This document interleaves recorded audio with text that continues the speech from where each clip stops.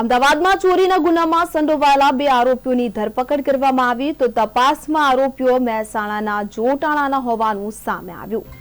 આરોપીઓ કે જે એટીએમમાં પૈસા ઉપાડવા માટે આવતા લોકોને ટાર્ગેટ બનાવતા હતા તો પૈસા ઉપાડવામાં મદદ કરવાનું કહીને છેતરપિંડી આચરતા હતા। તો અમદાવાદમાં ચોરીના ગુનામાં સંડોવાયેલા આરોપીઓની ધરપકડ કરવામાં આવી છે। તપાસમાં આરોપીઓ મહેસાણાના જોટાણાનો હોવાનું સામે આવ્યું છે। તો આપને જણાવી દઈએ કે લોકોને તેઓ ટાર્ગેટ બનાવતા હતા અને પૈસા ઉપાડવામાં મદદ કરવાનું કહીને છેતરપિંડી આચરતા હતા। પોલીસે આરોપીઓની ધરપકડ કરી છે તો 23 એટીએમ કાર્ડ પણ જપ્ત કરવામાં આવ્યા છે।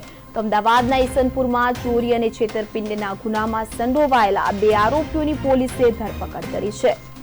તો આરોપીઓ એટીએમમાં પૈસા ઉપાડવા આવતા વૃદ્ધ સિનિયર સિટીઝનને પૈસા ઉપાડવામાં મદદ કરવાનું કહીને છેતરપિંડી આચરતા હતા। તો પોલીસે આરોપીઓની ધરપકડ કરી વધુ કાર્યવાહી હાથ ધરી।